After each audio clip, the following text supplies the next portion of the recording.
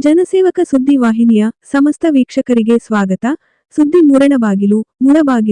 ಮುಳಬಾಗಿಲು ನಗರದಲ್ಲಿನ ಪ್ರಮುಖ ಸರ್ಕಾರಿ ಶಾಲೆ, ಬಾಂಗ್ಲಾ ಶಾಲೆಯ ವಿದ್ಯಾರ್ಥಿಗಳನ್ನು ಕೂಲಿ ಕಾರ್ಮಿಕರಂತೆ ಬಳಸಿದ ಶಾಲೆ ಆಡಳಿತ ಮಂಡಳಿ ಹಾಗೂ ಶಿಕ್ಷಣ ವೃಂದ. ಶಾಲಾ ಮಕ್ಕಳನ್ನು ಕೆಲಸಗಳಿಗೆ ತೊಡಗಿಸಿಕೊಳ್ಳುವುದು ಅಪರಾಧ ಎಂದು ತಿಳಿಸಬೇಕಾದ ಸಂಸ್ಥೆ ಹದಿಹರೆಯದ ವಿದ್ಯಾರ್ಥಿಗಳನ್ನು ಕೆಲಸದಲ್ಲಿ ಬಳಸಿ ಬಾಲ ಕಾರ್ಮಿಕರನ್ನಾಗಿ ಮಾಡಿತೆ. ಇದು ಎಷ್ಟು ಸರಿ? ಓದಿ ಒಳ್ಳೆ ವಿದ್ಯಾವಂತರಾಗಲಿ ಎಂದು ಬಡವರು, ಕೂಲಿ ಕಾರ್ಮಿಕರ ಮಕ್ಕಳು ಓದುವ ಶಾಲೆಯಲ್ಲಿ ಹೀಗಾದರೆ ಹೇಗೆ? ಇಷ್ಟಕ್ಕೂ ಶಾಲಾ ವಿದ್ಯಾರ್ಥಿಗಳನ್ನು ಈ ರೀತಿ ಬಳಸಬಹುದೇ?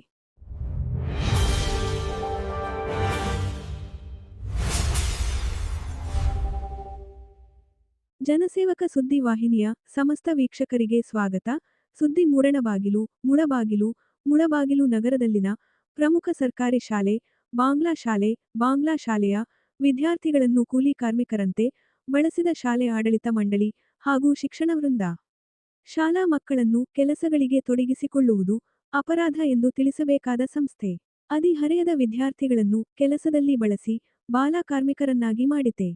ಇದು ಎಷ್ಟು ಸರಿ? ಓದಿ ಒಳ್ಳೆ ವಿದ್ಯಾವಂತರಾಗಲಿ ಎಂದು ಬಡವರು, ಕೂಲಿ ಕಾರ್ಮಿಕರ ಮಕ್ಕಳು ಓದುವ ಶಾಲೆಯಲ್ಲಿ ಹೀಗಾದರೆ ಹೇಗೆ? ಇಷ್ಟಕ್ಕೂ ಶಾಲಾ ವಿದ್ಯಾರ್ಥಿಗಳನ್ನು ಈ ರೀತಿ ಬಳಸಬಹುದೇ?